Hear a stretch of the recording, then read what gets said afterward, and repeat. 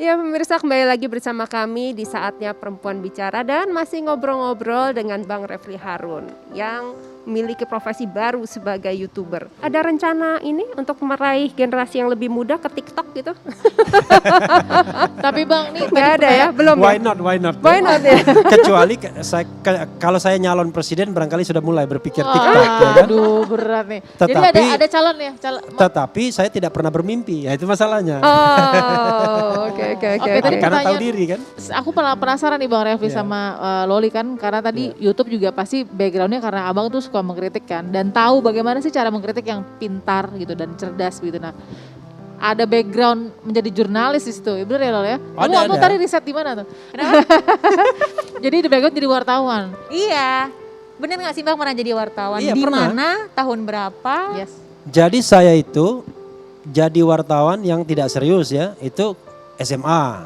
Oh SMA. Saya pemret majalah majalah SMA saya, SMA 5 Majalah Palembang. dinding. Namanya waktu itu kan Cipta Siswa, saya ganti dimensi namanya. Jadi dari Cipta Siswa saya ganti dimensi, saya gantinya. Nggak keren Cipta Siswa kan, saya ganti dimensi. Waktu kuliah kita mendirikan majalah hukum ya, namanya Mahkamah. Nah, waktu itu saya wapemretnya. Nah, waktu saya tamat kuliah, ya satu-satunya skill yang saya ada instead of jadi lawyer adalah jadi wartawan. Karena saya udah biasa nulis, reportase dan lain sebagainya. Akhirnya jadi wartawan. Serius kali ini profesi ya? Ya, dari tahun 95 sampai terakhir 2003. Di mana Bang Refli? Pertama di Jawa Pos, yang kedua kemudian di grup Kompas Gramedia. Tapi bukan di Kompasnya ya, di grupnya. Malah wartawan olahraga, ya kan? Oh iya. Kemudian terakhir di grup media, di media Indonesia-nya. Oh. Di media Jadi Indonesia. sebenarnya memang udah dari zaman sekolah suka mengkritik. Yang aku penasaran tuh sebenarnya cita-cita kalau dari kecil apaan Bang? Cita-cita dari kecil nggak jelas gitu ya. Gak jelas. Makanya Waktu kecil makanya kebayangnya terus jadi terang apa? saya ketika diundang ke sini saya nggak mau kan. Saya udah diundang berapa bulan yang lalu. Kenapa? Anda mau tanya apa ke saya? Kalau Anda tanya success story, saya merasa bukan orang sukses. Tapi kan untuk menjadi seorang SHM HLM nggak mungkin nggak ada success story-nya Bang. Tiba-tiba. Ya success story untuk mendapatkan gelar. Kalau itu kan sukses saya bisa dapat gelar S1, 2 S2, lalu S3 kan begitu. Saya menjadi staf ahli hakim konstitusi. Staf ahli Mahkamah. juga udah Mendaftar sukses, Bang. sebagai hakim konstitusi, saya ranking 1, konon katanya. Kok Iya. Kan katanya. Iya. Karena yang ngomong ranking 1 itu jurinya, panelis Oh. jurinya. lalu? Akan Ya, tetapi yang sekarang jadi wakil menteri hukum dan HAM. Ya. Lalu apa yang terjadi? Ya kan di DPR kan Anda kan nggak penting di DPR itu. Ranking 1 yang penting Anda kira-kira bisa berkompromi nggak ya kan? saya jadi penasaran Bang Refli dari Iya. kecil tuh udah suka ngeritik nggak sih? Umur Enggak, berapa? saya yang- orangnya introvert saya. Waktu Masa? kecil introvert. Masa iya. sih katanya sering protes sampai nilainya pernah dipotong sama guru. Bener gak sih?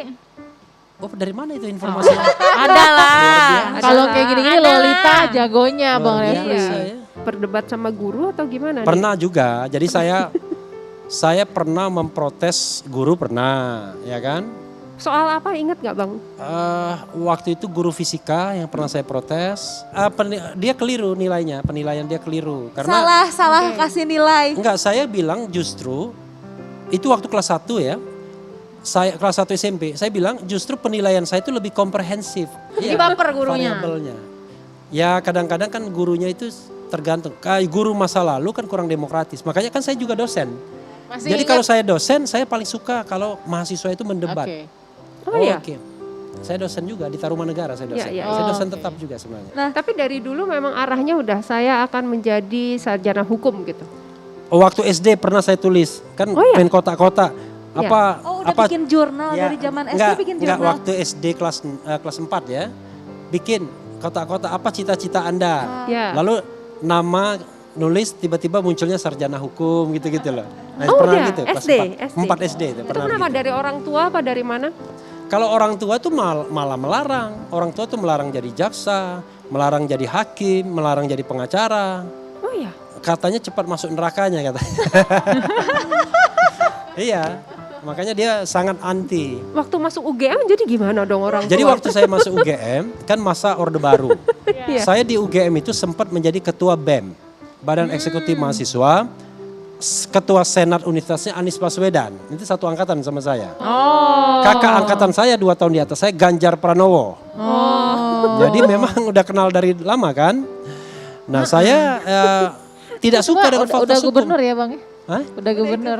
Makanya saya bilang, ini kalau untuk Anies ya, saya bilang, Nis, ente itu nggak bisa jadi presiden. Kenapa? Karena presiden kan orang Indonesia asli, saya bilang ketawa dia.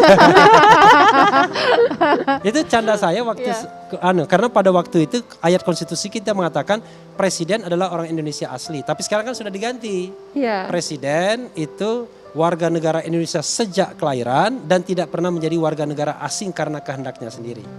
Ya. Paham kan maksudnya? Ya, Iya. ya. Berarti kan abang kan dari Palembang. Ya. Pertama merantau ke Jakarta tuh kayak gimana ceritanya waktu Saya dulu? itu ketika saya menunggu wisuda, iseng-iseng saya ikut tes jadi wartawan.